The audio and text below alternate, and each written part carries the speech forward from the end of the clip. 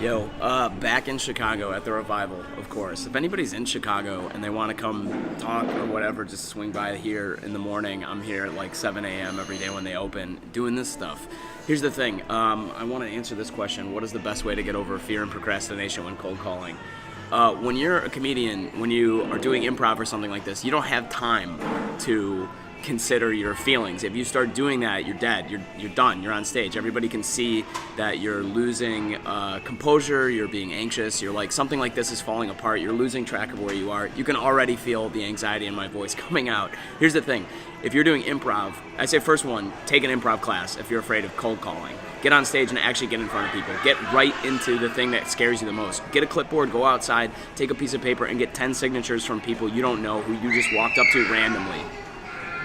Babies. Anyway, get 10 signatures from people, total strangers who you don't know, and go get those, okay? Because calling somebody up on the phone with something you want to talk to them about when you have a reason, when you have a why you and why now, is way easier than getting up with nothing in front of real people in real life right in front of you and asking something from them. So do the harder thing, and then the easier thing becomes easier. But the second point is this, and I want to make this really clear. You don't have time to hesitate when you're on stage or when you're doing like improv or something. You have to get right into it. So the lesson is true in cold calling as well. Just get straight into calling, pick up the phone, just go from one thing to the next. And that process of continuing over and over and over to get into something is what will carry you forward, okay?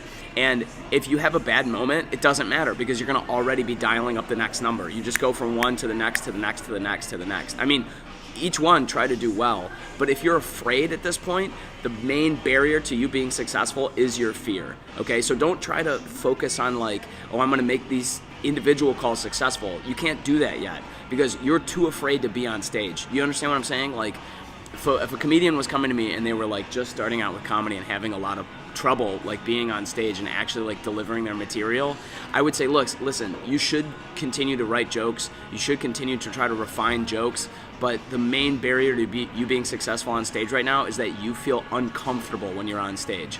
You feel it, your prospect feels it, your audience feels it if you're a comedian. So the number one thing you need to do is actually just get over that part, and that's 80% of the problem.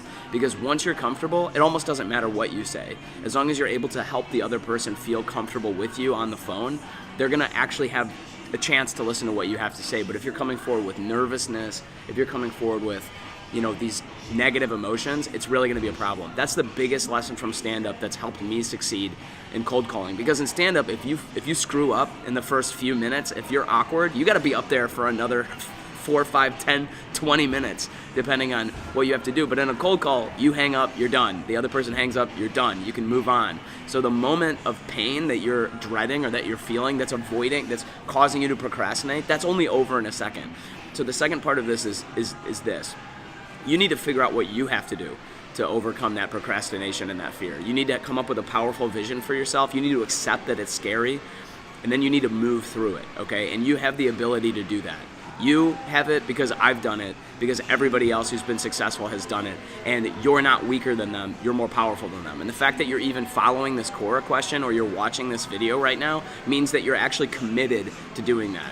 So you actually need to find whatever works for you, whether it's music, whether it's push-ups, whether it's running, whether it's drinking a ton of coffee and water, whether it's watching battle scenes in movies. I've done all of these things, okay? Just do it to get into the zone to overcome it, and you will be successful. I promise you that.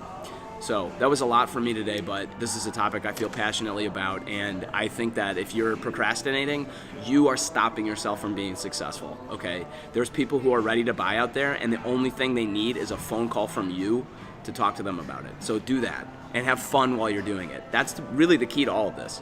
If you're having fun, you won't be procrastinating, because it'll be such a good time that you'll look forward to doing it. So solve that problem for yourself, and you'll never procrastinate again.